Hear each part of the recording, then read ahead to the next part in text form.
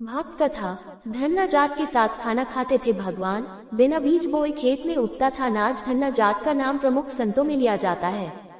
राजस्थान के टोंक जिले में जन्मे धन्ना जाट की सरल भक्ति के रीछ कर खुद भगवान इनके साथ भोजन करने आते थे। भगवान की कृपा से इनके खेत में बीज बोए बिना ही अन्य किसानों के मुकाबले अच्छी फसलें होती थी। भगवान की भक्ति में कई पद लिख चुके उन्हीं धन्ना जाट के इतिहास व चमत्कारिक घटनाओं के बारे में आज हम आपको बताने जा रहे हैं।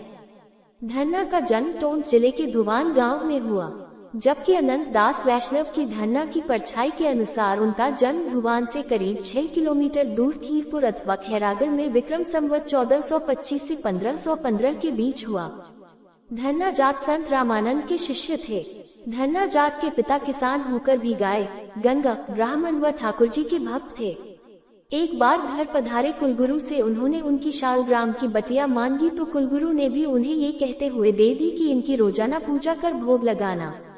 उनके चले जाने पर धन्ना ने जब शालग्राम की पूजा कर भोग लगाया तो भगवान ने भोजन नहीं किया। इस पर भगवान के भोजन करने के इंतजार में वे 3 दिन तक भूखे प्यासे रहे। जब उनका दुख असहनीय हो गया तो भगवान ने प्रकट होकर उनका भोजन स्वीकार किया। उसके बाद तो धन्ना जब गाय चराने जंगल जाते तो भगवान वही प्रकट होकर उनके साथ भोजन करने लगे। जब अगले साल कुलगुरु ने वापस आकर शालग्राम की पूजा के बारे में पूछा तो भोले स्वभाव वाले धन्ना जाट ने भगवान द्वारा उनके साथ भोजन करने की बात कह दी। इस पर कुलगुरु ने उन्हें भी भगवान के दर्शन करवाने की बात कही तो धन्ना जाट उन्हें भी जंगल ले गए, लेकिन कुलगुरु को भगवान ने दर्शन नहीं दिए। इसके बाद भगवान की प्रेरणा से ही वे रामानंद स्वामी को गुरु बनाने काशी चले गए।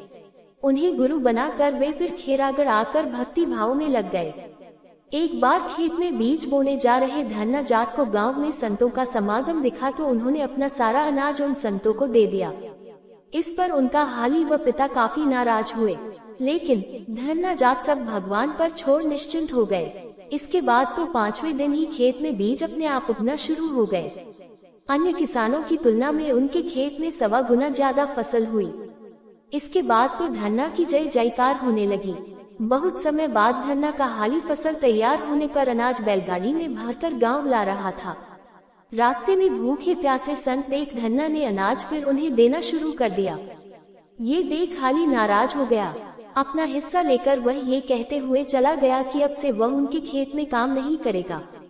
इसी वर्ष बीज बोने के समय धन्ना के पैरों में बीमारी भी हो गई, जिसके चलते वह खेत में बीज नहीं बो पाया।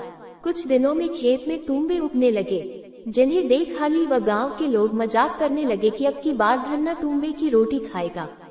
हाली बोला कि देखो, मैंने धन्ना के लिए खेती नहीं की तो फसल हुई ही नहीं। हाली के वचनों को सुनकर भी धन्ना शांत भाव से भगवान भजन में ही लगे रहते। जब कार्तिक महीना आया तो तूंबे तैयार हो गए। धन्ना का भी पैर ठीक हो गया तो वह खेत पर गया, जहां उसने तूंबों को देखकर उन्हें संत महात्माओं को भेंट करने की योजना बनाई। पर उसने जैसे ही तूंबों को छुआ तो उनमें अनाज भरे मिले। सरल व ईमानदार धन्ना सभी को बैलगाड़ी में भरकर उन्हें गांव के ठाकुर के पास ले गया और कहने लगा, खेत में बिना बोए ही अनाज हुआ है, ऐसे में ये उसका नहीं होकर दरबार का है। ये सुन दरबार ने कहा, आप भगवान के भक्त हैं और भगवान ने ही आपकी सहायता की है, अतः इस पर आपका ही अधिकार है। इसके बाद धन्ना भगवान की कृपा समझकर अनाज को घर ले गया। भगवान की भक्ति में लीन रहने वाले धन्ना जाट की ख्याति ऐसे ही किस्सों से दिनों दिन फैलती गई। संवत 1520 से 1525 के बीच उन्होंने देह त्याग दी।